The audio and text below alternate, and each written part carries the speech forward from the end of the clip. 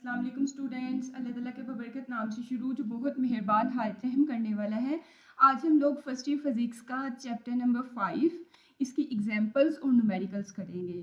तो चलिए स्टार्ट करते हैं। ठीक है, इसके साथ जो हमने चैप्टर का जो है फर्स्ट वाला लेक्चर भी अपलोड कर दिया है, साथ साथ जो है लेक्चर्स भी चलते जाएंगे और न्यूमेरिकल प्रॉब्लम्स और एग्जांपल्स भी आप लोग साथ साथ करेंगे। ठीक है, तो सबसे पहले न्यूमेरिकल्स से स्टार्ट लेते हैं। कहता है अ स्टील वायर, एक स्टील की वायर है या तार है ऑफ लेंथ 2 मीटर, जिसकी लंबाई 2 मीटर है, एंड क्रॉस सेक्शनल एरिया, और उसका एरिया जो है वो 2 × 10⁻⁻6 m स्क्वायर है। पहले हमें लेंथ दी, एल हमें दिया, उसके बाद हमें एरिया दे रहे हैं 2 × 10⁻⁻6 m स्क्वायर। कहते हैं इस स्ट्रेच्ड, तार को जो है स्ट्रेच किया गया है या दोनों साइडों से खींचा गया है। अब फोर्स ऑफ 400 न्यूटन, 400 न्यूटन की फोर्स लगा के, तो एफ भी हमें दे दिया हुआ है। कहते हैं if the Young's modulus of steel is, Y की कीमत या यंग्स मॉडुलस का प्रिंसिपल आपने 10th में पढ़ा था, फर्स्ट ईयर में भी आप लोगों ने, जिन्होंने चैप्टर्स कर लिया उन्होंने पढ़ लिया, और नहीं तो देख लीजिएगा। ठीक है, वाई की कीमत भी आपको दे दी हुई है। कहते हैं calculate the extension of the wire. बच्चों देखें, आपके पास ये एक वायर थी, ठीक है, एक वायर इस तरह से आपके पास यहाँ से लेके इतनी उसकी लेंथ है, ठीक है, 2 मीटर की लेंथ की एक वायर है। उसका एरिया मतलब कितनी वो लंबी है और कितनी चौड़ी है वो भी हमें इस एरिया भी दे दिया हुआ है।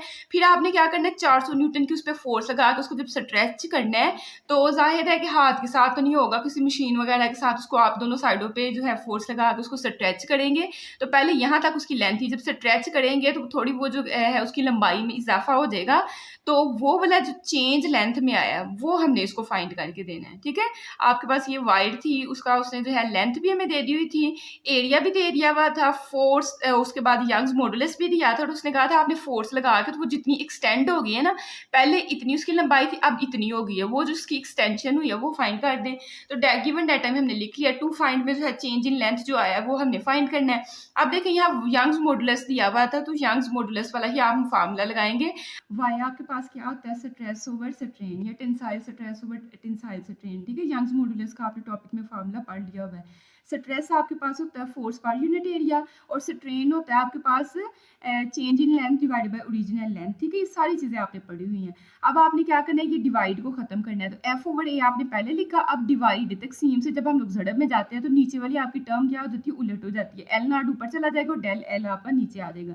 तो यही काम मैंने करके तो देखें, फिर एफ को एल नॉट से मल्टीप्लाई किया, ये इकट्ठा आ गया, और ए और डेल एल आपका इकट्ठा आ गया। ठीक है, उसके बाद आपने क्या करना है, ऐसे याद रख लिया करें, जब चार आपके पास चीज़ें होती हैं ना, तो सबसे ऊपर वाली और सबसे नीचे वाली ऊपर इकट्ठी आ जाती है, और दरमियान वाली दोनों नीचे इकट्ठी आ जाती है। ठीक है, अब आपने फाइंड, तो हमने डेल एल करना था, ये वाली चीज़ फाइंड करनी थी, इसको उठा के आप इस साइड पे ले जाओ, और वाई का आंसर हमें उसने दिया हुआ, इसलिए वाई को उठा के इस साइड पे नीचे ले आओ, तो ये हमने वही काम किया। एफ एल नॉट डेल एल सब की वैल्यूज आपके पास हैं, तो सारी वैल्यूज जो है हमने इधर पुट कर दी हैं। ठीक है, नेक्स्ट आप देखें 400 को, या तो आप कटिंग कर लें, नहीं तो ऐसे करें कि 400 को जो है 2 के साथ मल्टीप्लाई करें तो आपके पास 800 आ जाएगा, और 2 को 2 से मल्टीप्लाई करें तो नीचे 4 बन जाएगा, मतलब 800 डिवाइडेड बाई 4, और ये 10 की पावर्स को आपस में हल कर लें, मतलब कि देखिए 400 को 2 से किया तो आपके पास 800 बन गया, 2 2 आपके पास 4 और मल्टीप्लाई 10 पावर, देखें बेसिस सेम हो तो पावर्स ऐड हो जाती हैं, तो -6 + 11 आपको देगा 5। ठीक है, आप ऐसे भी कर सकते हो।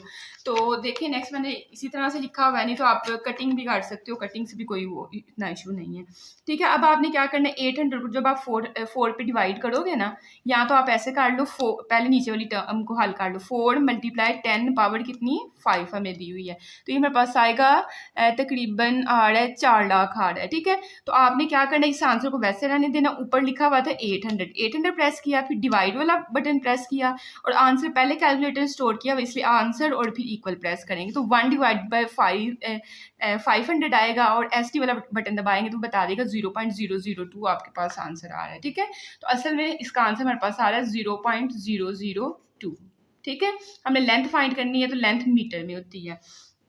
अब आपने क्या करना है कि आपने ना इसको इस पॉइंट को उठा के ना फर्स्ट सिग्निफिकेंट डिजिट के बाद लेके जाना, तो कितने डिजिट मूव करवाओगे, 1 2 3, मतलब 2 मल्टीप्लाई 3 डिजिट आपने मूव करवाया, तो 2 मल्टीप्लाई 3 डिजिट मूव करवाया तो 10 पावर 3 बनेगी, लेकिन हम लोग राइट साइड पे जा रहे हैं, तो राइट साइड पे माइनस में पावर आती है और लेफ्ट साइड में प्लस में आती है, तो 10 पावर -3 आपकी बन गई। ठीक है, पीछे जो 2 0 वो लिखे या ना लिखे कोई फर्क नहीं पड़ता है। अब 10 पावर -3 जो है ना, इसको खत्म करिए, 10 पावर -3 हमें पता है मिली के बराबर होती है, तो 2 मिलीमीटर आपके पास आपकी लेंथ का आंसर आ जाएगा। तो नेक्स्ट हमारे पास न्यूमेरिकल नंबर है 5.2, कहता है स्प्रिंग, एक स्प्रिंग है with a spring constant. Spring constant हमें पता है के को हम लोग कहते हैं, ठीक है। हमने पढ़ा हुआ है ना 10th में पहला ही topic F is equal to K X हमने पढ़ा था, साथ में माइनस का साइन आता था। तो कहते हैं के की वैल्यू दी हुई है, वैसे भी हमें ये यूनिट से पता चल जाना था, क्योंकि देखिए अगर के का आंसर दिया हुआ है तो एक्स इस साइड पे अगर मल्टीप्लाई हो रहा है तो एफ वाली साइड पे नीचे जाके क्या हो जाएगा, डिवाइड हो जाएगा। फोर्स का यूनिट होता है न्यूटन, और एक्स जो होती है वो लंबाई होती है तो वो मीटर में होती है। तो नीचे मीटर है, मीटर को उठा के ऊपर ले जाओगे तो m-1 बन जाएगा। तो ये हमें के की वैल्यू दी हुई है, वैसे भी उसने बता दिया स्प्रिंग कांस्टेंट में। तो के आपके पास 200 न्यूटन पर मीटर है। कहते हैं इस स्ट्रेच एक स्प्रिंग है उसको स्ट्रेच किया गया, स्ट्रेच उसको किया गया है बाय 0.5 मीटर। एक्स मतलब जब देखे ना ये आपके पास स्प्रिंग है उसके साथ कोई मैस है, आपने मैस को पकड़ के ना स्ट्रेच किया है। जब स्ट्रेच किया है तो उस लंबाई को आपको पता है ना 10th में भी हम लोग एक्स का नाम देते थे, वो कितना आपने किया 0.5 मीटर। तो एक्स हमारे पास 0.5 मीटर आ गया। तो जाहिर है जब आपने स्ट्रेच कर दिया तो इसमें इलास्टिक पोटेंशियल एनर्जी स्टोर हो गई है ना, पोजीशन अभी आपने छोड़ा नहीं, उसने ये नहीं कहा कि आपने छोड़ दिया, आपने स्ट्रेच बस किया है। तो इसकी पोजीशन आपने जिस पॉइंट पे इसको पकड़ा हुआ है उसकी पोजीशन की वजह से उसमें पोटेंशियल एनर्जी है, लेकिन इलास्टिक पोटेंशियल एनर्जी है। स्प्रिंग वगैरह में जो पोटेंशियल एनर्जी होती है ना वो इलास्टिक पोटेंशियल एनर्जी होती है। तो कहता है आपने पोटेंशियल एनर्जी जो है स्प्रिंग में वो फाइंड करके देनी है। तो हमने कहा बाय यूजिंग पोटेंशियल एनर्जी का फार्मूला हमारे पास क्या है, हाफ के एक्स का स्क्वायर आपके पास, ठीक है। के की उसने वैल्यू भी दी हुई है, एक्स की भी वैल्यू उसने जो है वो हमें दी हुई है, ठीक है। तो के की जगह उसकी वैल्यू, एक्स की जगह आपने उसकी वैल्यू पुट की, एक्स का स्क्वायर था साथ हमने स्क्वायर लगा दिया, ठीक है। इनकी कटिंग करेंगे तो ये आपके पास आएगा 100, और 0.5 का अगर आप स्क्वायर लेते हैं, 0.5 का स्क्वायर लें तो ये हमें देता है 0.25। तो यहाँ आप पहले 0.25 भी लिख सकते हो, ठीक है। अब 0.25 को जब 100 के साथ मल्टीप्लाई करेंगे, मल्टीप्लाई 100 करेंगे तो 25 जूल आपके पास जो है पोटेंशियल एनर्जी आ जाएगी, ठीक है। तो ये छोटा सा आपका सेकंड वाला न्यूमेरिकल था। नेक्स्ट हमारे पास है न्यूमेरिकल नंबर 3, कहता है अ कॉपर वायर, एक कॉपर की वायर है, ठीक है। उसकी लेंथ जो है 3 मीटर है, और उसका जो एरिया है ना वो आपके पास 1 × 10⁻⁻6 m²। तो मतलब लेंथ एल हमें दे दिया। अच्छा इस एल को वैसे हम लोग एल नॉट से जाहिर करते हैं, और एरिया जो है 1 × 10⁻⁻6 m² दे दी है। कहते हैं is subjected to a force, उस पर एक फोर्स लगा के उसको सब्जेक्ट किया गया, कितनी फोर्स लगाई है 500 न्यूटन की। तो कहते हैं मतलब सब्जेक्ट किया गया, खींचा गया एक तरह से, या एक जगह से दूसरी जगह मूव करवाया गया। तो कहते हैं कैलकुलेट दी स्ट्रेस भी फाइंड करके दें, स्ट्रेन भी फाइंड करके दें। प्रोड्यूस्ड इन दी वायर, कहता है वायर के अंदर स्ट्रेस और स्ट्रेन, एक वायर है। अब आपको पता है कॉपर की वायर हो या ये वायर, इनको आप हाथों के साथ नहीं कर सकते, किसी इंस्ट्रूमेंट के जरिए उनकी लेंथ को बढ़ाते हो। उसकी लेंथ थी 3 मीटर, उसका एरिया मतलब कितनी वो मोटी है वो आपके पास एरिया भी आपको गिवन किया हुआ है। उसने क्या इतनी फोर्स लगाई है। अब फोर्स लगाने से उसमें स्ट्रेस क्या होता है, जब आपने फोर्स लगाई तो चीज़ की जो असल शेप थी उसमें कितना फर्क आया। फॉर एग्जाम्पल आपके पास इलास्टिक है, इलास्टिक है तो आपको पता है ना जो हम लोग पजामा वगैरह में यूज़ करते हैं, तो वो इतनी लेंथ की है, तो उसको जब स्ट्रेस करेंगे तो उसकी लेंथ में फ़र्क आ गया ना। तो वही कह रहा है कि स्ट्रेस फाइंड करें और फिर स्ट्रेन मतलब वो स्ट्रेस कितनी है वो मेजर करके दें हमें। और यंग्स मॉडुलस भी उसने हमें दे दिया हुआ है, ठीक है। तो यंग्स मॉडुलस भी हमें वाई की कीमत भी वो हमें दी हुई है 1.1 × 10⁻11 न्यूटन मीटर का स्क्वायर, ठीक है। ना भी दे दो कॉपर वायर के लिए, इसको जुबानी याद कर लें। तो हमने स्ट्रेस फाइंड करना और स्ट्रेन फाइंड करना है। टू फाइंड में हमने ये लिखा, कैलकुलेशन में स्ट्रेस का फार्मूला हमने पढ़ा फोर्स ओवर एरिया, ठीक है। हम यंग्स मॉडुलस वाला जो है ना वो नहीं लगा सकते, क्योंकि वो स्ट्रेस ओवर स्ट्रेन होता है, ना स्ट्रेस है ना स्ट्रेन है, इसलिए अभी वो नहीं लगा सकते हैं, ठीक है। स्ट्रेस के लिए आपने फोर्स पर यूनिट एरिया, जो स्ट्रेस का अपना फार्मूला वही लगाना है। फोर्स भी हमें दी हुई है, एरिया भी, देखिए दोनों चीज़ें हमें दी हुई हैं। फोर्स की जगह उसका आंसर, एरिया की जगह आपने उसका आंसर पुट कर दिया। 500 को 1 पे डिवाइड करेंगे 500 ही देगा। ये डिवाइडेड बाय में 10⁻⁻6 जो है ना, इसको जब आप ऊपर लेके जाएंगे तो हमें पता है डिवीजन से जब हम लोग मल्टीप्लाई में चीज़ लेके जाते हैं तो उसका क्या होता है, साइन चेंज हो जाता है। अगर -6 से तो ऊपर जाकर प्लस का 6 हो जाएगा।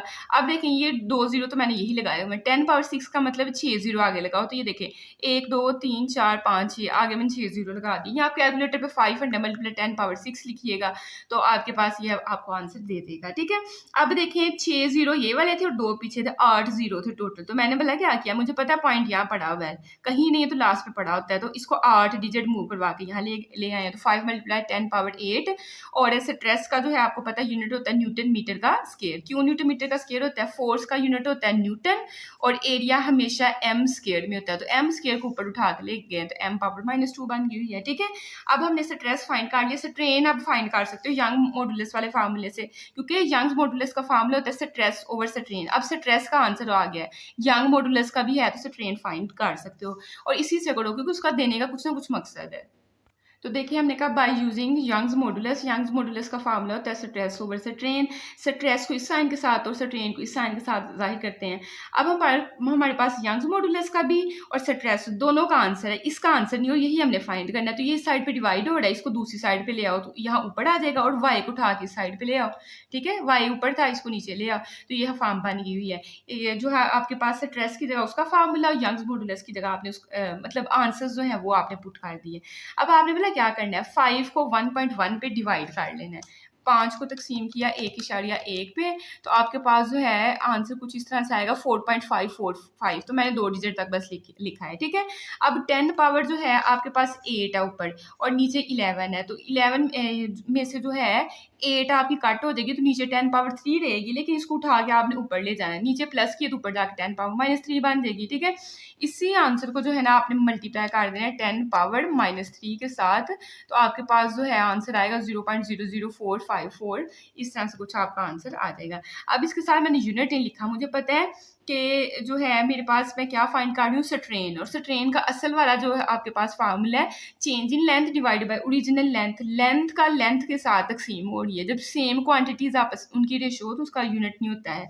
तो आपके पास स्ट्रेन का कोई यूनिट ही नहीं, इसलिए मैंने इसके साथ कुछ भी नहीं लिखा है। ठीक है, नेक्स्ट आपके पास है न्यूमेरिकल नंबर 5.4। कहता है अ ब्लॉक ऑफ वुड, एक लकड़ी का ना ब्लॉक है या डिब्बा है, उसका मास जो है 10 किलोग्राम है, तो मैंने मास लिख दिया 10 किलोग्राम। और कहता है उसकी डेंसिटी क्या होती है बच्चों, ये वुड की बता रहा है, अभी वुड की बात हो रही है, तो मैंने इसलिए डेंसिटी को इस साइन के साथ ऐसे करके ना, ऐसे करके ऐसे पी की तरह का बनाते हैं, लेकिन थोड़ा टेढ़ा करके। वुड की जो है वो उसने बता दी है 600 किलोमीटर पर क्यूब। ठीक है, इज फ्लोटिंग इन वाटर। कहते हैं एक ना लकड़ी का, आप ये देखें एक लकड़ी का डिब्बा है और वो फ्लोट कर रहा है या तैर रहा है पानी के ऊपर।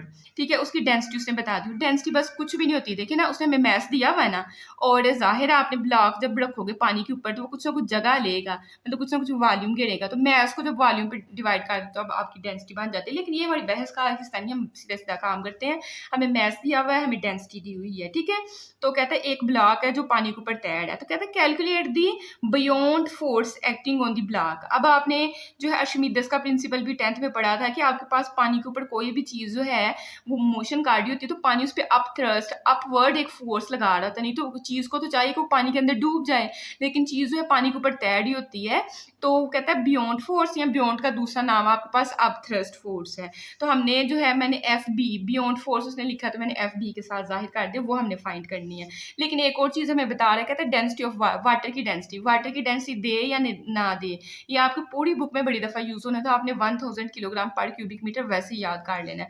और डेंसिटी ऑफ वाटर हमें दी हुई है 1000 किलोग्राम पर क्यूबिक मीटर। ठीक है, तो ये हमें दी हुई है, एक हमें मैस, एक हमें डेंसिटी ऑफ वुड और एक हमें डेंसिटी ऑफ वाटर, 3 चीज़ें दी हुई हैं। हमने अप थ्रस्ट फोर्स या बियॉन्ड फोर्स लगानी है। अब यहाँ आपकी एक नोट करने वाली चीज़ है, देखें आपके पास ये ब्लॉक था, ब्लॉक का वजन हमेशा किसकी तरफ होता है, नीचे की तरफ होगा, और पानी जो अप थ्रस्ट फोर्स लगा रहा है वो ऊपर की तरह है। ठीक है, वेट नीचे को है और अप थ्रस्ट फोर्स जो है ऊपर की तरफ। और श्मिदस के प्रिंसिपल में हमने यही पढ़ा था कि अगर अप थ्रस्ट फोर्स और जो वेट है अगर वो बैलेंस हो जाए तो फिर आपके पास जो है चीज़ डूबती नहीं बल्कि ऊपर ऊपर तैरती रहती है। तो यहाँ आपके पास फ्लोट कार्ड है, उसने कहा फ्लोट कार्ड है ऊपर, मतलब तैर है, इसका मतलब है कि W बराबर है FB के। तो वैसे भी तो हमने पढ़ा हुआ ना कि ये तो पानी की बात हो रही है, वैसे हमने चैप्टर 5 में 9th क्लास में पढ़ा था कि ज़मीन पे किसी भी चीज़ का जो वेट होता है वो फोर्स की वजह से होता है। तो वही हम कॉन्सेप्ट जो है यूज़ करने लगे हैं कि एज गिवन है कि वुड जो लकड़ी का वो तख्ता है, जो लकड़ी का डिब्बा है, फ्लोट तैर है इन वाटर पानी के ऊपर। So buoyant force is equal to the weight, मतलब कि वेट नीचे को लग रहा है और अप थ्रस्ट फोर्स ऊपर को लग रही है, तो दोनों बैलेंस है, तो ऊपर तैर है ना, अंदर डूब नहीं रहा है। तो F बराबर है W को, W बराबर है आपके पास mg के। ठीक है, m की वैल्यूज हमें 10 दी और g हमारे पास 9.8 होता है, दोनों को मल्टीप्लाई करें तो 98 न्यूटन की फोर्स जो है इस पर लगेगी। ठीक है, नेक्स्ट हमारे पास है न्यूमेरिकल नंबर 5.5। कहता है कि water flows through a pipe. एक समझे कि आपके पास पाइप है, ये देखें हमारे पास एक पाइप है जैसे पानी वाला पाइप होता है।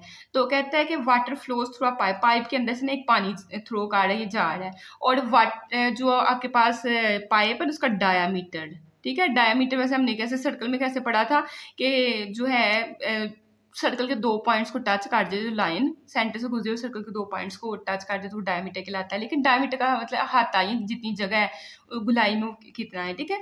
तो डायमीटर उसका 0.05 मीटर। अच्छा, न्यूमेरिकल 9th क्लास के 10th के फर्स्ट ईयर जब भी डायमीटर दे वहाँ से आप रेडियस निकाला करें, ठीक है। रेडियस ये हमारे पास एरिया वॉल्यूम वगैरह तो रेडियस यूज होता है, डायमीटर किसी भी फॉर्मूले में नहीं यूज होता है, ठीक है। तो डायमीटर आपके पास जो है 0.05 मीटर दिया हुआ। डायमीटर से रेडियस कैसे निकालते हैं, इसी आंसर को 2 पे डिवाइड कर दे, तो 0.05 को 2 पे डिवाइड करें तो आगे था हमारे पास मीटर लिखा हुआ था, ठीक है। तो कैलकुलेटर पे जब डिवाइड करेंगे तो देखें हमारे पास है 0.05 को जब हम 2 पे डिवाइड करते हैं तो ये हमें देता है 0.025 0.025 मीटर आ गया, ठीक है। रेडियस हमने निकाल लिया। डायमीटर जो भी है उसको 2 पे डिवाइड करो तो आर बन जाता है, क्योंकि आर का फार्मूला हमने पढ़ा है d/2। तो आर ये हमें d1 दिया हुआ है। अभी इसने क्वेश्चन को थोड़ा चेंज करना है, तो आर हमने कैसे निकाला, इसी को 2 पे डिवाइड किया। जब 2 पे डिवाइड किया तो 0.25 मीटर आपके पास जो है इसका रेडियस आ गया।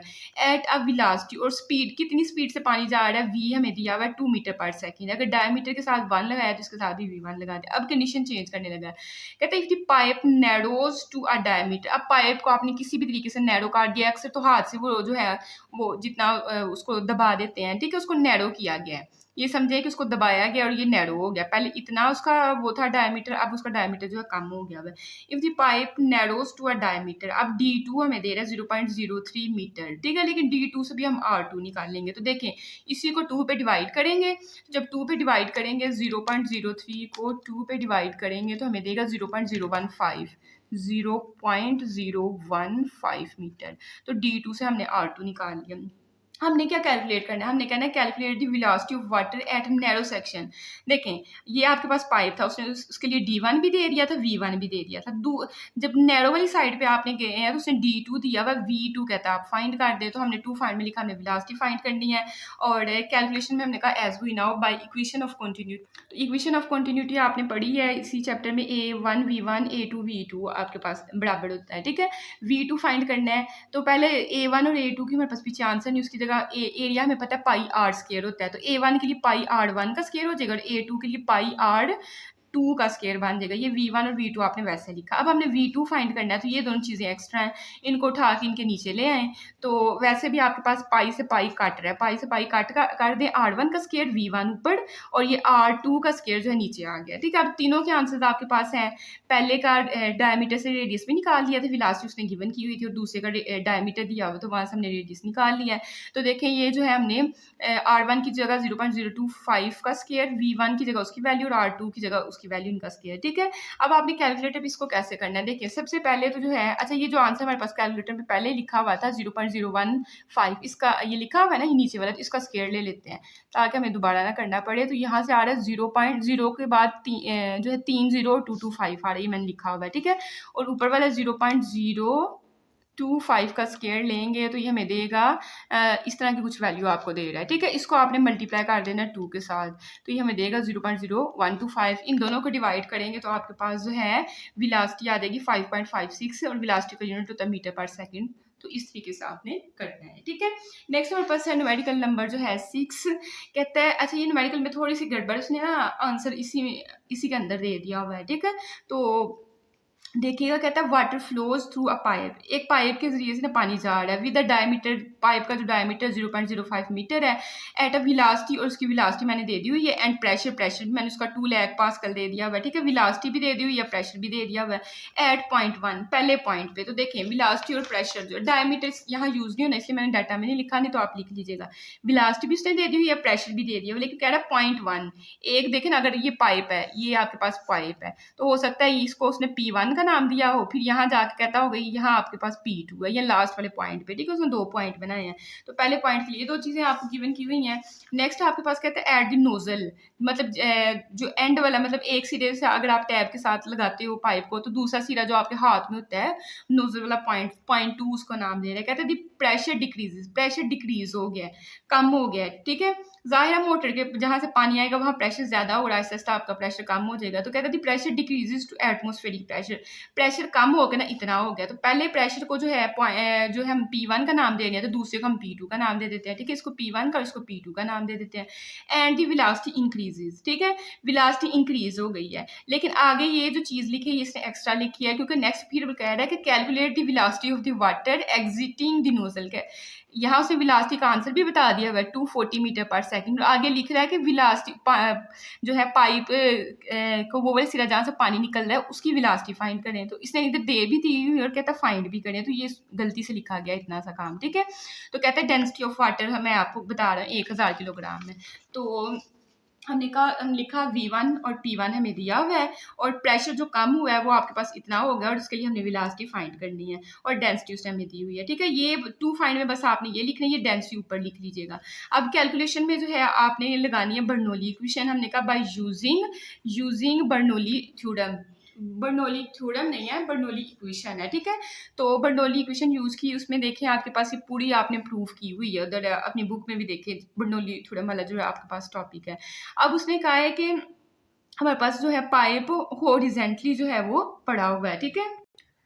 तो हॉरिजेंटली अगर मतलब आपके पास पाइप इस तरह से पड़ा हुआ है, तो पाइप के अंदर पानी भी जो है अगर वो ज़मीन पे पड़ा हुआ है, तो H1 देखें, ये आपके पास ज़मीन पे पाइप पड़ा हुआ है, ठीक है। इसके अंदर से पानी जा रहा है, तो ज़मीन के ऊपर जो है पाइप जब पड़ा हुआ है, तो एज तो कुछ भी नहीं, एज तो ये है कि अगर आपने हाथ में उठा के काफ़ी ऊपर हाइट पे लेके गए हो, पानी भी इसके अंदर, तो H1 और H2 आपने एज के बराबर ही लेना है, ठीक है। यहाँ H1 की जगह और यहाँ H2 की जगह आपने एज जो है वो पुट कर देना है, ठीक है। H1 और H2 जो है आपके पास किसके बराबर है, एज के बराबर है, तो ये हमने पुट कर दिया। अब रो जी एच आपके पास सेम बन गई, ये तो कट गया आपके पास, पीछे आपके पास ये दो यहाँ और ये दो यहाँ रह गई हुई हैं, ठीक है। अब आपने क्या करना है कि हमने असल में फाइंड करनी थी V2 फाइंड करनी थी, तो V2 वाली जो है आप इसको एक साइड पे रहने दें, ये P2 यहाँ एक्स्ट्रा इसको उठा के इस साइड पे ले आए। तो पहले P1 था, ये इस साइड पे प्लस का, जब दूसरी साइड पे आएगा तो माइनस का P2, और साथ हमने ये लिख लिया, ठीक है। अब हमने V2 बस फाइंड करना है, तो ये 2 इस साइड पे क्या हो रहा है, डिवाइड हो रहा है, इस साइड पे दूसरी साइड पे आएगा तो इन तीनों के साथ इसने क्या होना है, मल्टीप्लाई हो जाना है। तो देखिए मैंने ब्रैकेट लगा के ना ये P1 और P2 को मैंने एक हिस्से में कर लिया है, इसके साथ भी 2 को मल्टीप्लाई कर दिया, और इस वाले के साथ भी 2 को मल्टीप्लाई कर दिया, ठीक है। और रो ऊपर मल्टीप्लाई हो रही थी तो इनके नीचे आके डिवाइड हो जाएगी, ऐसे आप समझे। ये देखिए आसान काम आपके लिए, रो बाय 2 और V2 का स्क्वायर। 2 आपके पास जब इस साइड पे ये एक चीज़ हमने बना ली और ये एक चीज़ बना ली है, 2 जो है ऊपर चला जाएगा, इन दोनों ने जब जाना है, 2 इस साइड पे डिवाइड हो रहा है, दूसरी साइड पे ऊपर जाके मल्टीप्लाई हो जाएगी, ऊपर आ गया, और ये मल्टीप्लाई हो रहा था, ये नीचे आ जाएगा। तो ये रो बाय 2 को जब यहाँ से उठा के इस साइड पे लेके जाओगे, तो इसके साथ भी जाकर 2 बाय रो मल्टीप्लाई होगा, और इसके साथ भी 2 बाय रो जो है मल्टीप्लाई होगा, ठीक है। अब देखिए 2 के साथ 2 काट गया, इसलिए P1 P2 को हमने इकट्ठा रखा था कि ये वैल्यू लैदा काट लेते ताकि 2 के साथ 2 काट जाए, ठीक है। अब रो की वैल्यू उसने 1000 हमें दी हुई है, डेंसिटी ऑफ वाटर वो हमने पुट किया, P1 उसने हमें दिया हुआ था 2 ले आके, फिर उसने कहा था P2 डिक्रीज हो गया तो इतना हो गया, वो वाली वैल्यूज भी हमने पुट कर दी। रो फिर आपके पास कितना है जो, अच्छा ये देखिए ये रो के साथ रो भी आपका कैंसिल हो जाएगा, तो V1 का स्केयर बन जाएगा। तो पहली भी लास्ट उसमें बताई थी 3 मीटर पर सेकंड, तो V1 की जगह 3 और उसका स्केयर आपने पुट कर दिया, ठीक है। अब इनकी कटिंग करें तो यहाँ से 2 5 are 10, तो 500 आपके पास यहाँ आता है, इन दोनों को माइनस करेंगे तो 98,700 आपके पास आएगा, और 3 का स्केयर लेंगे तो 9 आएगा, ठीक है। अब आपने क्या करना है, कैलकुलेटर पे सबसे पहले इन दोनों को जो है डिवाइड कर लेना है, 9 8। क्यों, अभी इसको नहीं आप कर सकते क्योंकि ये जो 2 बाई रो था, ये वाली वैल्यू जो है सिर्फ इसके साथ है, तो पहले इनको हल आपको करना पड़ेगा। 98700 को डिवाइड करना है 500 पे, तो ये हमें दे रहा है 197.4 हमें दे रहा है। उसमें फिर आपने क्या करना है, +9 जो है वो ऐड कर देना है, तो जब ऐड करोगे 206.4 आपके पास आ रहा है, ठीक है। यहाँ 3 5 है, चलिए यहाँ हम लोग 4 ही लिख लेते हैं जिस तरह हमारा अभी कैलकुलेटर पे आ रहा है। अब हमारे पास इस साइड पे चल रहा था V2 का स्केयर, ये स्केयर पावर 2 खत्म करनी इस साइड पे, फिर इस साइड पे भी आपने स्केयर ले लेना है। तो ये तो चलें स्केयर रूट से खत्म होकर V2 बचेगा, तो ये अंडर रूट जो अभी आंसर है उसका हम लोग लिखेंगे, तो 14.36 हमारे पास मीटर पर सेकंड की वेलोसिटी आ गई। और ये उसने गलती से हमें दी हुई थी, तो लेकिन ये है कि जब नेक्स्ट वो न्यूमेरिकल देगा तो वो अगर ना देगा तो फिर आप इस तरह से कैलकुलेट करनी है, ठीक है। ये छोटी सी उससे मिस प्रिंट है, जाहिर सी बात है, फर्स्ट टाइम आपके पास ये न्यू बुक है तो हो जाता है कभी, ठीक है। उसके बाद हमें पर्सन सेकंड लास्ट वाला न्यूमेरिकल है 5.7 वाला, कहता है a tank field with water, एक टैंकी है, ये टैंक उसको पानी के साथ भरा गया है, हैज़ अ होल, उसके ना होल है, उसके अंदर एक सुराख है, एट अ डेप्थ, जहाँ डेप्थ में जो आप डेप्थ में जाओगे ना वहाँ आपके पास एक सुराख है कहीं भी, ऑफ 5 मीटर, मतलब कितनी है, अगर टोटल उसकी हाइट है ना H1, कुछ ना कुछ पूरी हाइट को टैंकी की कुछ ना कुछ हाइट होगी, जब हम बाजार से लेके आते हैं टैंकी तो हमें ज़रूरत के हिसाब से छोटी बड़ी इस तरह कुछ काट के तो फिर टैंकी लेके आते हैं, अगर हमें ज़्यादा पानी चाहिए होता है तो फिर हम बड़ी टैंकी ले लेते हैं टैंक, तो टैंक की जो हाइट है वो H1 है, लेकिन उसने कहा कि होल भला कितनी तक है, hole at a depth of, जब इतनी गहराई तक 5 मीटर गहराई तक जो है ना आपके पास होल है, तो टोटल अगर मैंने H1 का नाम दिया हुआ है तो यहाँ तक मैं फॉर एग्जाम्पल यहाँ तक 5 मीटर बन रहा है तो यहाँ आपके पास एक होल है, तो फिर नीचे वाली भी तो आपके पास हाइट है, इसको नाम H2 का दे दो, टोटल आपके पास H1 थी, उसने कहा इतने हिस्से में हो के नीचे ना डेप्थ में जू नीचे जाओगे तो 5 मीटर तक जाओगे, उसके बाद एक सुराख है, तो सुराख से नीचे भी तो हाइट है ना, उसको H2 का नाम दे देते हैं, ठीक है। अब देखिए यहाँ से आपने लेना क्या है, अच्छा इससे पहले मैं थोड़ा पढ़ के तो फिर आपको बताती हूँ कि कैसे आपने डाटा में लिखना है। कहता है calculate the velocity of water flowing out of the hole, कहता है आपने वेलोसिटी फाइंड करनी है जो कि इस होल से आपके पास जो है फ्लो कर रही है, मतलब वाटर जो वाटर इस होल से जो बाहर निकल रहा है उसके लिए आपने वेलोसिटी फाइंड करनी है। अब पीछे बुक में देखें आपके पास टर्सेली थ्योरम जो है उसमें वेलोसिटी को उसने फार्मूला दिया हुआ है 2g(h1 - h2) दिया हुआ है, ठीक है। तो ये आपके पास टोटल हाइट थी H1, ठीक है, हमारे पास कितनी हाइट थी टोटल हमारे पास हाइट थी H1, और पानी जो है इतने हिस्से में से गुजर रहा है जो कि 5 मीटर का है, ठीक है। तो हमारे पास अगर ये 5 मीटर के लिए मतलब इतनी हाइट के आपके पास टोटल है H1, उसमें से अगर ये वाला हिस्सा माइनस कर देते हो, H1 में से नीचे वाला हिस्सा निकाल देते हो तो आपके पास इस हिस्से की बात हो जाएगी 5 मीटर के लिए, तो H1 - H2, टोटल में से ये निकाल दोगे तो आपके पास ये वाली हाइट, देखें ना टोटल आपके पास कितनी है H1, उसमें से अगर ये वाली निकाल देते हो तो फिर आपके पास जाहिर है 5 मीटर वाली हाइट बचेगी, तो ये 5 मीटर हमें असल में H1 - H2 का आंसर दिया हुआ है। उसने कहा था वेलोसिटी पानी जिस वेलोसिटी के साथ यहाँ से निकल रहा है वो वेलोसिटी फाइंड करके दे, तो हमारे पास स्ली थ्योरम जो है वो उसका फार्मूला ये है, जी की वैल्यू आपके पास 9.8 है, H1 - H2 हमने ऊपर लिखा है 5 के बराबर है, 5 को 2 के साथ मल्टीप्लाई करेंगे 10 आएगा, और 10 को जब 9.8 से करेंगे 9.8 मल्टीप्लाई जब हम 10 करेंगे तो 98 हमारे पास आना है, ठीक है। 98 का फिर हमने अंडर रूट भी तो लेना है ना, तो अंडर रूट लेंगे तो हमारे पास जो है 7 × अंडर रूट 2 आ जाएगा, या जिस तरह बुक पे से 9.8 लिखा है आप वैसे लिख सकते हैं 9.8 मीटर पर सेकेंड। नेक्स्ट हमारे पास लास्ट वाला न्यूमेरिकल है 5.8 वाला, कहता है calculate the terminal velocity of a sphere rain drop बारिश का जो कतरा होता है उसको आपको पता है शेप सफियर टाइप की होती है, उसकी टर्मिनल वेलोसिटी जो है आपने फाइंड करनी है विद द रेडियस, उसके लिए रेडियस हमें बता रहे हैं 0.5 मिलीमीटर। अब हमें पता है रेडियस के लिए मीटर का यूनिट होता है, मिली नहीं होता साथ, तो मिली को खत्म कर दें, उसकी जगह 10⁻³ लिख दें। फॉलिंग थ्रू एयर की मतलब गुजरते हुए जब एयर उसको पास हो रही है तो उसके लिए कहते हैं ईटा जो है आपके पास, या कोफिशिएंट ऑफ विस्कोसिटी जिसको हम इस तरह के साइन के साथ जाहिर करते हैं वो 90 × 10⁻⁶ किलोग्राम मीटर पर सेकेंड है, और डेंसिटी जो है वाटर के लिए वो हमें 1000 किलोग्राम पर क्यूबिक मीटर दी हुई है, ठीक है। हमने टर्मिनल वेलोसिटी फाइंड करनी है। अब टर्मिनल वेलोसिटी का आपने पूरा टॉपिक जो है अपने इस जो है चैप्टर में पढ़ा हुआ है, जिसका फार्मूला हमने निकाला था 2ρg(r²/9η), ठीक है। तो इस जो है हम लोग क्या करेंगे, 2 की जगह उसकी वैल्यू रो भी हमें दी हुई है, जी की वैल्यू 9.8 है, रेडियस भी हमें दिया हुआ है, ठीक है ये ऊपर, और ईटा भी हमें जो दिया हुआ है, तो सारी वैल्यूज बस हमने क्या करनी है पुट कर देनी है, तो सारी वैल्यूज हमने पुट कर दी। 2 को मल्टीप्लाई करेंगे 1000 के साथ तो 2000 आएगा, 2000 को 9.8 से करेंगे तो 19600 आपके पास आएंगे, इसका स्क्वायर लोगे कैलकुलेटर पे तो ये आपको दे देगा, 9 को 19 से करेंगे तो 171 और 10⁻⁻6 आपकी ऐसे ही। सबसे पहले तो 10⁻⁻6 से 10⁻⁻6 खत्म करें, और ऊपर वाली वैल्यूज को अगर मल्टीप्लाई करते हो 19600 मल्टीप्लाई 0.25 तो ये हमें देता है 4900, और नीचे आपके पास 171 है, तो जब इसको 171 से हम लोग डिवाइड करते हैं तो ये हमें 28.654 जो है हमें आंसर में देता है टर्मिनल वेलोसिटी का, ठीक है। तो यहाँ तक थे आपके न्यूमेरिकल्स। एग्जाम्पल्स अब हम लोग स्टार्ट करेंगे। एग्जाम्पल्स करवाने का ये मकसद है कि मैंने बुक पे देखा है वो थोड़ी ना टफ करके उन्होंने दी हुई है, तो ज़रूरी नहीं आपने उसी तरीके से करनी है, वो थोड़ा ना अजीब लग रहा है, आपने शॉर्ट और ईजी मेथड से करनी है, तो उसके लिए मैं एग्जाम्पल्स आपको करवा रही हूँ। तो कहता है स्टील वायर, एक स्टील की वायर है 12 मिलीमीटर इन डायमीटर। इस तरह का आप पहले भी कर चुके हो, अब फिर दोबारा करने लगे हैं। उसका हमें जो है कहता है कि 12 मिलीमीटर इन डायमीटर, मतलब हमें डी दिया हुआ है 12 मिलीमीटर, लेकिन डी नहीं हमें चाहिए, हमें आर चाहिए होता है। तो आर आपके पास क्या होगा, इस 12 को 2 पे डिवाइड कर दो, तो जब डिवाइड करोगे तो यहाँ से 6 मिलीमीटर आता है, लेकिन रेडियस मैंने अभी बताया कि मीटर में होता है, मिली में नहीं होता। तो 6 मल्टीप्लाई 10⁻³ मीटर आपके पास डायमीटर आ गया, रेडियस आ गया, ठीक है, आर आ गया। यहाँ आप कोमा लगा लीजिएगा, पता चल जाएगा।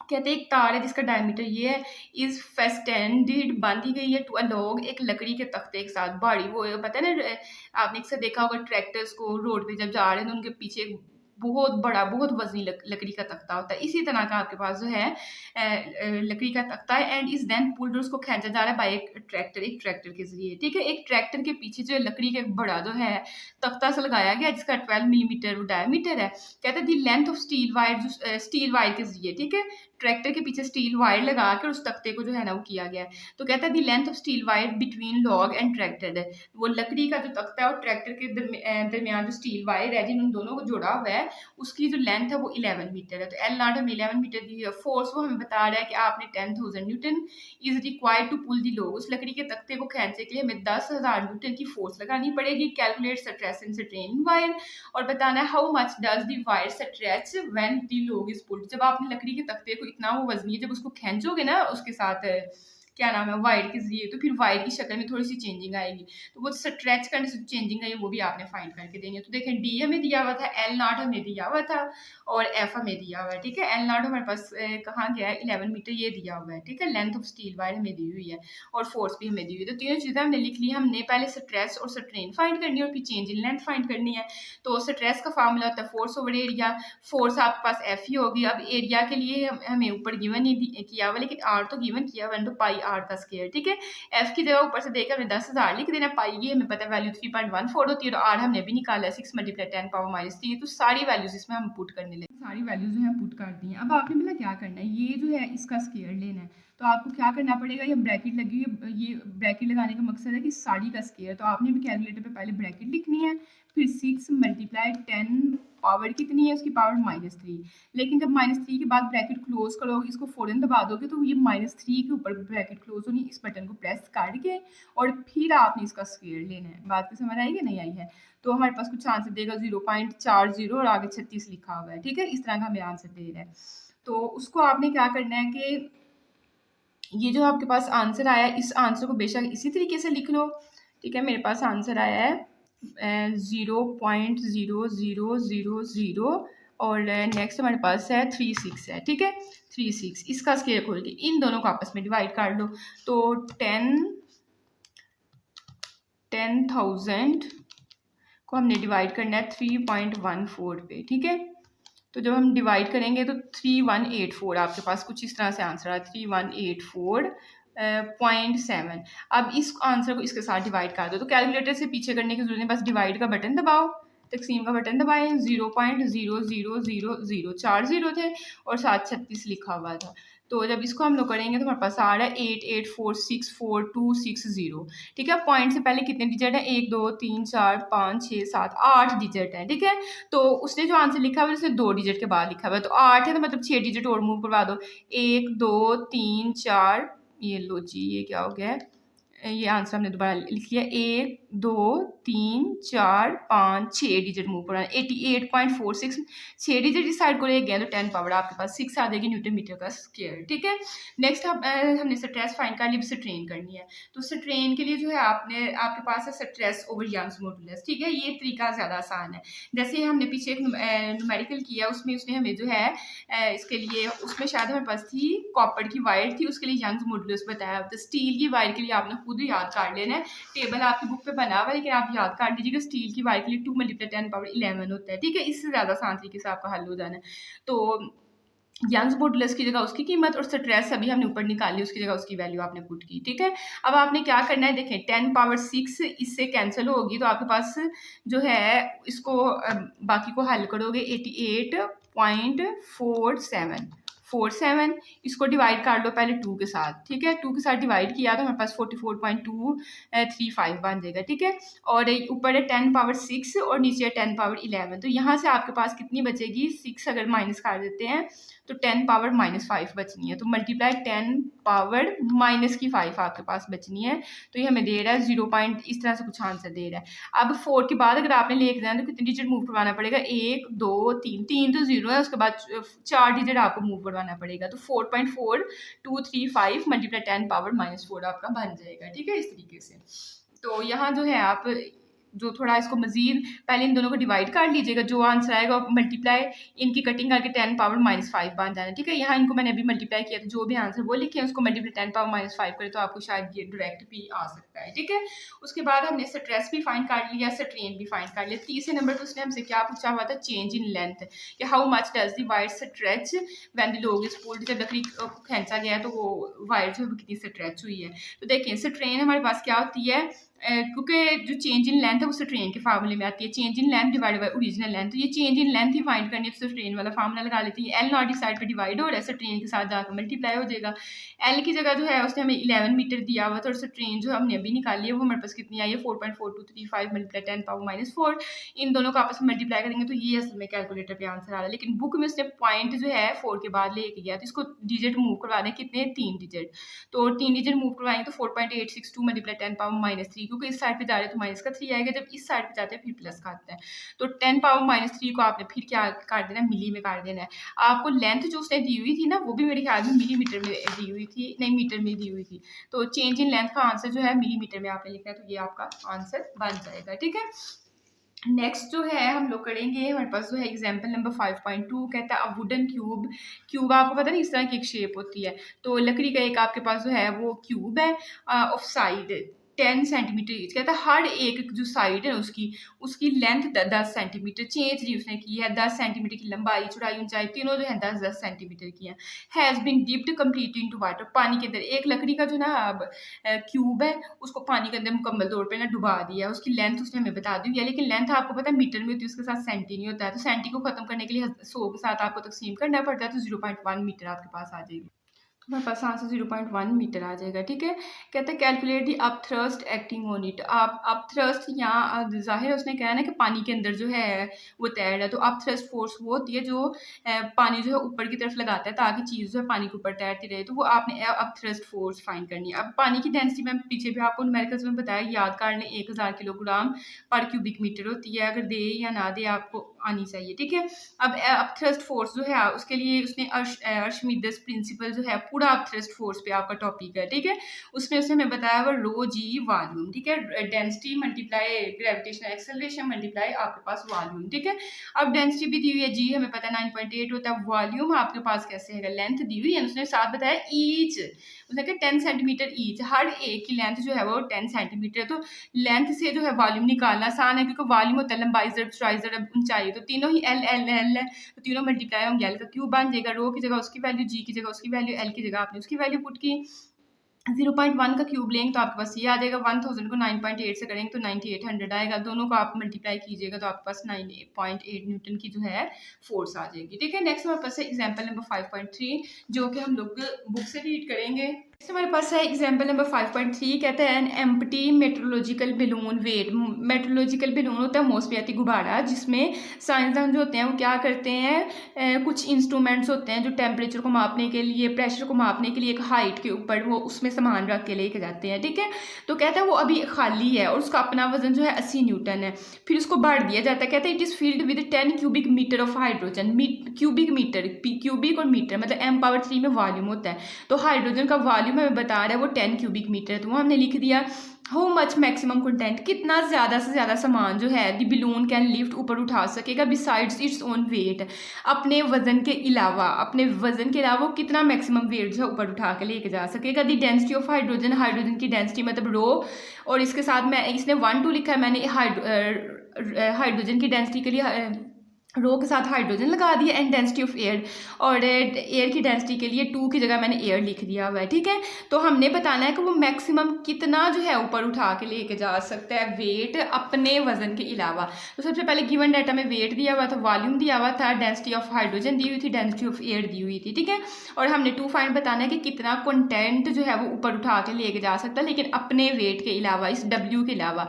तो जाहिर एक तो W का वेट होगा, ठीक है। एक एयर ने अप थ्रस्ट फोर्स एफ लगानी है, ठीक है, एयर ने एक अप थ्रस्ट फोर्स एफ लगानी है, और वो एफ फोर्स जो एयर ऊपर लगा रही है उसमें सारी चीज़ें आपके पास आएंगी ना। उसमें आपके पास ये जो आपके पास गुब्बारे का वजन भी होगा, फिर उसके बाद आपने हाइड्रोजन रखी है तो हाइड्रोजन का वेट भी होगा, उसको WHYD लिख देते, वेट ऑफ हाइड्रोजन। फिर उसमें एयर भी है तो एयर का भी कुछ ना कुछ वेट होगा। तो ये आपके पास सारी चीज़ें जब मिलेंगी ना, गुब्बारे का खुद का वजन, हाइड्रोजन का वजन, एयर का वजन, फिर आपके पास एक फोर्स मुकम्मल एक आपके पास, क्योंकि F बराबर होता है W का, W बराबर होता है mg, हमने पढ़ा हुआ है। तो इन सारे जो है फोर्सेस को, वेट्स को प्लस करेंगे तो हमारे पास एक सिंगल आपके पास वेट आ जाएगा। वेट को आपने F रख लिया हुआ है। अब F जो है वो एयर लगा रही है ऊपर को, तो हमने क्या है कि हमने इस W जो उसका अपना वजन है उसके अलावा देखना है कि कितना वजन ऊपर उठा सकता है। तो मतलब एयर ने जो अप थ्रस्ट फोर्स लगानी है ना, वो असल में हमने फाइंड करनी है। एयर के लिए अगर हमने एयर मतलब ये जो फोर्स को W एयर का नाम दिया हुआ है, तो ये वाली फोर्स हमने असल में फाइंड करनी है। उसके लिए हमारे पास पीछे 3 चीज़ें होनी चाहिए। अप थ्रस्ट फोर्स होनी चाहिए, हमें डाटा में नहीं दी हुई है, हम लोग फाइंड करेंगे, ठीक है। उसके बाद वेट उसने हमें 80 न्यूटन दिया हुआ, ये हमें फाइंड करने की जरूरत नहीं पड़नी है। और वेट ऑफ हाइड्रोजन, हाइड्रोजन की डेंसिटी दी हुई है, वेट नहीं दिया हुआ, तो ये हम लोग फाइंड करेंगे, ठीक है। तो देखें इसको हमने किस तरीके से करना है, ठीक है। टू फाइंड में भी हमने लिख लिया। अब कैलकुलेशन में हमने कहा टोटल जो हमारे पास वेट असल में ऊपर को जाना है वो तो आपके पास जो है उस बैलून का वेट होगा, फिर हाइड्रोजन जो आपने फिल करके उसने कुछ वॉल्यूम कुछ हिस्सा लिया उसका अपना वेट होगा, फिर एयर जो उसमें उसका वेट होगा, फिर आपके पास टोटल एक वेट बनेगा जिसको एयर ने ऊपर को उठाना है, और वो एयर जो ऊपर को उठाना है वो अप थ्रस्ट फोर्स मतलब F के बराबर होगा। अब इसी चैप्टर में आपका अप थ्रस्ट का पूरा एक टॉपिक है, उसमें इसने फार्मूला में दिया हुआ अप थ्रस्ट फोर्स का, रो मतलब डेंसिटी मल्टीप्लाई ग्रेविटेशन एक्सेलरेशन मतलब मल्टीप्लाई वेलोसिटी। अब ये अप थ्रस्ट फोर्स F जो है वो एयर लगा रही है, तो डेंसिटी भी आप एयर की यूज़ करो। नीचे आपने छोटा सा एयर लिख रहे हैं, मैंने लिखा हुआ नजर नहीं आ रहा है, रो और V। वॉल्यूम से हमें 10 दिया हुआ है, G की वैल्यू 9.8 होती है, और एयर की डेंसिटी उसने हमें पीछे 1.3 दी हुई है, ठीक है, पीछे से देख लें। तो तीनों को मल्टीप्लाई करेंगे तो हमारे पास आ जाएगा 127.4 न्यूटन, ठीक है। F हमने फाइंड कर लिया। अब वेट उसने हमें W जो है वो दिया हुआ है, और अब हमने करना है वेट हाइड्रोजन का फाइंड। तो हमने कहा वेट ऑफ हाइड्रोजन जो होता है उसके लिए भी आपका यही, क्योंकि F बराबर होता है W के, F बराबर होता है W के, और W बराबर होता है mg के, हमने पढ़ चुके हैं। तो F की जगह मैंने W रख लिया है। अब रो जो है, अगर हाइड्रोजन का वेट फाइंड करना है तो डेंसिटी भी हाइड्रोजन की ए साथ छोटा सा हाइड्रोजन लिख लेना है। यहाँ एयर की कार्ड है तो मैंने डेंसिटी के साथ एयर लिखा था, आपने यहाँ डेंसिटी के साथ हाइड्रोजन लिख लेना। वॉल्यूम और ग्रेविटी इन दोनों की वैल्यूज तो आपके पास फिक्स है। डेंसिटी ऑफ हाइड्रोजन की 0.098 दी हुई है, मल्टीप्लाई करेंगे तो आपके पास ये चीज़ आ जाएगी, ठीक है। अब उसने कहा था कि वो अपने वेट के अलावा ये F आपके पास है टोटल अप थ्रस्ट फोर्स, मतलब उसमें आपके पास बैलून का वेट भी होगा, हाइड्रोजन का भी, एयर का भी होगा। उसने क्वेश्चन में हमें कहा है कि बताएं कि वो अपने वजन मतलब W के अलावा कितना वेट ऊपर उठा सकता है, ठीक है, ऊपर को जाएगा। तो एयर जो है वो लगा रही है ना उस पर फोर्स, तो एयर की वजह से जो वेट है, एयर की वजह से जो हमने वेट फाइंड करना है, तो इसके लिए आपने ये दोनों चीज़ें F की इस साइड पे ले जानी है। तो जाहिर है दोनों प्लस की इस साइड पे जाएंगे तो माइनस की हो जाएंगे, F माइनस W हाइड्रोजन। इन तीनों के आंसर्स अब हमारे पास है, तीनों के आंसर्स पुट किए, इनको माइनस किया 38.58 न्यूटन आपके पास जो है एयर जो अप थ्रस्ट फोर्स लगा के जो वेट को ऊपर लेके जाएगी वो आएगा आपके पास, ठीक है। नेक्स्ट हम लोग करेंगे एग्जाम्पल नंबर 5.4। तो इसकी स्टेटमेंट क्या है, कहता है अ वाटर होज एक पानी वाली नाली है विद एन इंटरनल डायमीटर जिसका डायमीटर 20 मिलीमीटर है, at the outlet discharge 30 kilogram of water in 60 seconds. तो कहता है उसका जो डिस्चार्ज वाला हिस्सा जो जहाँ से पानी निकलना है उसने 30 किलोग्राम पानी जो है 60 सेकंड के अंदर जो है ना वो डिस्चार्ज कर दिया या बाहर निकाल दिया है। कैलकुलेट दी वाटर स्पीड, मतलब स्पीड का मतलब होता है वेलोसिटी, उसकी फाइंड करें आउटलेट पे, जब पानी बाहर निकलना है, जैसे आप समझे कि आपके घर की टैब है तो उसमें से पानी निकल रहा है, तो वो कितनी स्पीड से बाहर आ रहा है वो आपने फाइंड करना है। Assume the density of water की डेंसिटी जो है वो इतनी है, and it's flow is static, और उसका फ्लो जो है या जिस स्पीड से वो निकल रही है वो आपके पास यकसा है, ठीक है। तो सबसे पहले उसने डायमीटर दिया हुआ 20 मिलीमीटर, डी से हम लोग आर निकालते तो इस 20 को 2 पे डिवाइड कर दे तो आर आ जाएगा, 2 को इससे करेंगे तो 10 आपके पास मिलीमीटर आ जाना है। लेकिन हमें पता है रेडियस मिली में नहीं होता, तो 10 वही, और मिली की जगह आपने 10⁻³ मीटर लिख दिया, ठीक है। मैथ उसने कहा था 30 किलोग्राम पानी जो है 60 सेकंड में निकल गया, तो मैथ और टाइम भी दिया हुआ है और वाटर की उसने डेंसिटी भी दी हुई है। स्पीड ऑफ वाटर या उसकी वेलोसिटी जो हमने फाइंड करनी है। अब आप देखिए अपना 9 वाला जो टॉपिक है आपके पास जो वो वाला है बर्नौली इक्वेशन वाला है। तो बर्नौली इक्वेशन की जो डेफिनेशन है, डेफिनेशन उसने क्या डेफिनेशन में क्या लिखा हुआ है कि एरिया और वॉल्यूम को जब मल्टीप्लाई करेंगे तो हमारे पास एक कांस्टेंट आता है, वो वॉल्यूम और टाइम के बराबर होता है। देखिए आप पहले ही पेज के जो है लेफ्ट साइड पे पहला ही यही आपके पास फार्मूला लिखा हुआ है। हमने एरिया को स्पीड के साथ, ये वेलोसिटी है, ठीक है, वेलोसिटी हमने फाइंड करनी है, तो ए इस साइड पे मल्टीप्लाई हो रहा है, टाइम के साथ आके डिवाइड हो जाएगा। अब डाटा में तो सिर्फ उसने हमें क्या क्या चीज़ें दी हुई हैं, उसने डाटा में हमें दिया हुआ है डायमीटर दिया हुआ है, मैस दिया हुआ है, टाइम दिया हुआ है, डेंसिटी दी हुई है, ना तो वॉल्यूम दिया है ना आपको एरिया दिया है, ठीक है। मैंने वॉल्यूम इसलिए पूरा लिखा कि यहाँ भी वी लिखा है, यहाँ भी वी, तो आपको समझ ही ना आए, या फिर वेलोसिटी का वी थोड़ा छोटा और ये बड़ा लिख लीजिएगा अगर पूरे स्पेलिंग नहीं लिखने हैं। तो ना वॉल्यूम हमें दिया ना एरिया दिया, तो वॉल्यूम हम लोग फाइंड कर लेंगे। हमें पता है डेंसिटी का फार्मूला होता है मैस ओवर वॉल्यूम, तो वॉल्यूम उस साइड पे ले जाओ, डेंसिटी को नीचे ले आओ, तो वॉल्यूम का फार्मूला बन जाएगा मैस ओवर डेंसिटी। मैस उसने 30 दी हुई थी, डेंसिटी उसने 1000 दी हुई थी, दोनों को डिवाइड किया तो आपके पास वॉल्यूम का ये आंसर आ जाएगा। वॉल्यूम फाइंड कर लिया, अब हमने एरिया फाइंड करना है। टी तो उसने हमें दिया हुआ 60 सेकंड, एरिया अब फाइंड करना है। तो एरिया का फार्मूला पाई आर स्क्वायर है, पाई की जगह 3.14, डायमीटर से हमने रेडियस निकाला, वो 10 × 10⁻³ आई है उसका स्क्वायर, ठीक है। कैलकुलेटर इसका आपने स्क्वायर लेना है, इसको इसके साथ मल्टीप्लाई करना है, तो आपका ये आंसर बन जाता है, ठीक है। अब आपने एरिया का जो है ना ये पॉइंट को इधर लेके जाना, तो देखिए 1 2 3 4 डिजिट आपने मूव करवाना है, तो क्या बन जाएगा 3.14 × 10⁻⁴, क्योंकि लेफ्ट साइड पर ले गए इसलिए माइनस आना है आपका। तो हमने एरिया भी फाइंड कर लिया, ठीक है। तो इस ये देखें ना क्वेश्चन नंबर 1 में वॉल्यूम और एरिया चाहिए, तो वो दोनों चीज़ें फाइंड कर ली। अब वॉल्यूम की जगह ये जो है वेलोसिटी वाले इस फार्मूले में जो है वॉल्यूम की जगह उसकी वैल्यू, एरिया की जगह उसकी वैल्यू, टाइम की जगह उसकी वैल्यू पुट कर दें।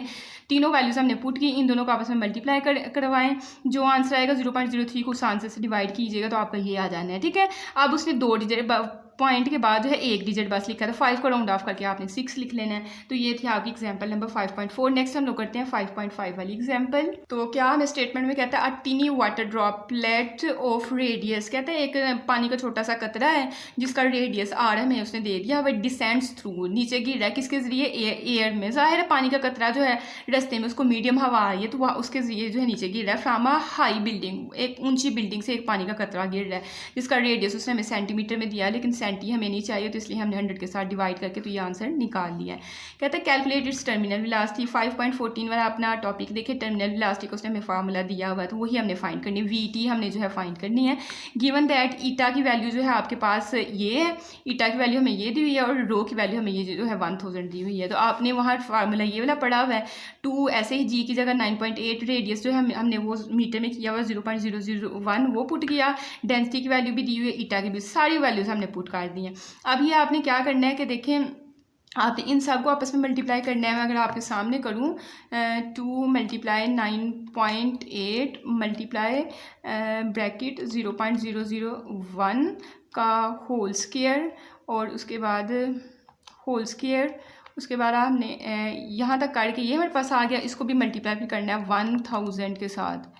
ये मेरे पास 10,000 लिखा गया 1000 के साथ, तो आपके पास जो है आंसर आएगा 0. ये कुछ इस तरह का आंसर आ रहा है। और नीचे आपने इन दोनों को मल्टीप्लाई किया तो ये आएगा, इन दोनों को डिवाइड करेंगे तो 1.146 की आपके पास फाइनल जो है टर्मिनल वेलोसिटी, ये टी लिखना था एफ गलती से लिखा गया है, टर्मिनल वेलोसिटी आपके पास हो जाएगी, ठीक है। तो आई होप कि आपको इसकी समझ आई होगी, ठीक है। इसके साथ जो है पिछले चैप्टर की मैंने सेपरेट हर टॉपिक की वीडियो भी अपलोड कर दी और उन सबको मिक्स करके एक पूरी वीडियो जो है 2 घंटे की, शायद 2-2.5 घंटे की बना के वो भी अपलोड करती हुई है। अब उन दोनों वीडियोस में फ़र्क कुछ नहीं है, अगर आप मतलब देखें जब टाइम कम हो तो फिर आप एक वीडियो बजाय कि आप छोटी छोटी वीडियोस अलग हर टॉपिक के लिए डाउनलोड करें, तो आप 1 शॉट जो है कंप्लीट जो 4 वाले चैप्टर की वीडियो वो डाउनलोड करके तो आराम से पूरा चैप्टर जो है तैयार कर सकते हैं, ठीक है।